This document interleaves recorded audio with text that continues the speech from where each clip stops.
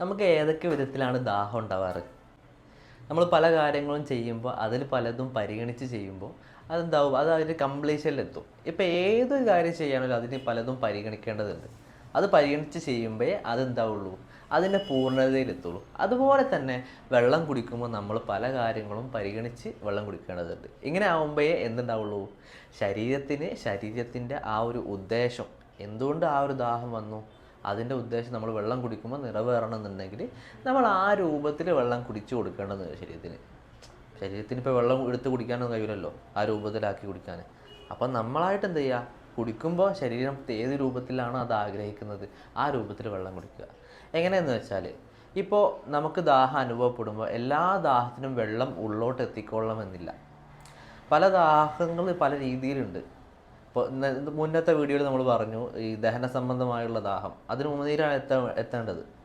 അപ്പോൾ അതുപോലെ തന്നെ നമ്മുടെ ചുണ്ട്, വായ, മോണ, നമ്മുടെ വായയുടെ പല ഭാഗങ്ങളും ദാഹമുണ്ട്. അതെങ്ങനെയാണെന്ന് വെച്ചാൽ ശരീരത്തിൻ്റെ ഇൻറ്റേർണൽ ഓർഗൻസ്, ആന്തരിക അവയവങ്ങളുടെ പല ഭാഗങ്ങളുടെ എനർജി വേരിയേഷൻ, പല ഭാഗങ്ങളും ഊർജ്ജം എത്തുന്നതിൻ്റെ ലഭ്യതക്കനുസരിച്ച് ശരീരത്തിൽ എന്തുണ്ടാവും, ദാഹത്തിൽ ഏറ്റവും വ്യത്യാസം ഉണ്ടാവും പല ഭാഗങ്ങളിൽ. അപ്പോൾ ഈ ഭാഗങ്ങളൊക്കെ പരിഗണിച്ചുകൊണ്ട് വെള്ളം കുടിക്കുമ്പോൾ നമുക്ക് എന്തുണ്ടാവും, ആ ദാഹം പരിപൂർണതയിലെത്തും. നമുക്ക് ആ പരിപൂർണമായ ദാഹം ശമനം കിട്ടും. ഇപ്പോൾ ഉദാഹരണം പറയുകയാണെങ്കിൽ, ഇപ്പോൾ നമ്മളിപ്പോൾ വായിൽ വെള്ളം, ബോട്ടിൽ വായിൽ തട്ടാതെ അല്ലെങ്കിൽ ഗ്ലാസ് വായിൽ തട്ടാതെ ഇങ്ങനെ വളരെ ഹൈജീനായിട്ട് വൃത്തിയോടുകൂടി വെള്ളം കുടിക്കുന്നവരൊക്കെ ഉണ്ട്. ഇങ്ങനെ വെള്ളം കുടിക്കുന്നവർ ഒരുപാട് വെള്ളം കുടിക്കുന്നതായിട്ട് കാണുന്നുണ്ട്. കാരണം പല സമയങ്ങളിലും നമ്മളെ ചുണ്ട് ഡ്രൈ ആവുക, ചുണ്ടിന് വേണ്ടിയിട്ടൊരു ദാഹമുണ്ട്, ചുണ്ടിൻ്റെ ദാഹം. അപ്പോൾ ഈ ചുണ്ടിൻ്റെ ദാഹം നിറവേറിയിട്ടില്ല എന്നുണ്ടെങ്കിൽ ചിലപ്പോൾ ചുണ്ടിന് മാത്രമായിരിക്കും ദാഹിക്കുന്നത്. ആ സമയത്ത് ഇങ്ങനെ സ്റ്റൈലാക്കി വെള്ളം കുടിച്ച് കഴിഞ്ഞാൽ എന്തുണ്ടാവും, ശരീരത്തിന് ദാഹം പൂർണ്ണതയിൽ എത്തില്ല. ഇതുപോലെ നമ്മുടെ സ്പ്ലീൻ എന്ന ഓർഗനെ റെപ്രസെൻറ്റേറ്റ് ചെയ്യുന്ന ഒരു ഭാഗമാണ് ചുണ്ട്. അപ്പോൾ ചുണ്ട് ശരിക്കും നനയിൽ സ്പ്ലീനിൻ്റെ ആവശ്യമാണ്. അപ്പോൾ നമ്മൾ അങ്ങനെ വെള്ളം കുടിക്കുമ്പോൾ അത് പരിപൂർണ്ണത എത്തും. ആ വെള്ളം ഇറക്കണമെന്നും കൂടി ഇല്ല, നമ്മൾ ശരിക്കും കൊപ്പിളിച്ച് തുപ്പിയാൽ വരെ മതി, ആ ആവശ്യം നിറവേറും. നമുക്ക് വായ, തൊണ്ട, ഈ ഭാഗങ്ങളൊക്കെ തൊണ്ട വിരല പോലത്തെ അവസ്ഥകൾ ഉണ്ടാകുമ്പോഴാണ് ഇത് ഇറക്കേണ്ടതാവറ്റ അവസ്ഥയുള്ളൂ. അപ്പോൾ ദാഹിക്കുമ്പോൾ നമ്മൾ എന്ത് ചെയ്യുക, ചുണ്ട് നനച്ചുകൊണ്ട് വായ, മോണ, ഈ ഭാഗങ്ങളൊക്കെ കംപ്ലീറ്റ് നനച്ചുകൊണ്ട് കഴിഞ്ഞ വീഡിയോയിൽ പറഞ്ഞ പോലെ തന്നെ ഒരു 10-15 സെക്കൻഡ് വായിൽ വെള്ളം വെച്ചിട്ട് അത് പയ്യെ ഇറക്കി കൊടുക്കുക.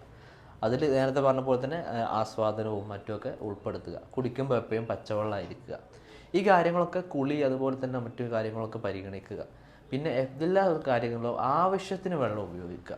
വെള്ളം കുടിക്കുന്നിടത്തായിക്കോട്ടെ കുളിക്കുന്നിടത്തായിരിക്കെ, കുളിയുടെ ഒരു ഡീറ്റെയിൽ വീഡിയോ വരുന്നുണ്ട്.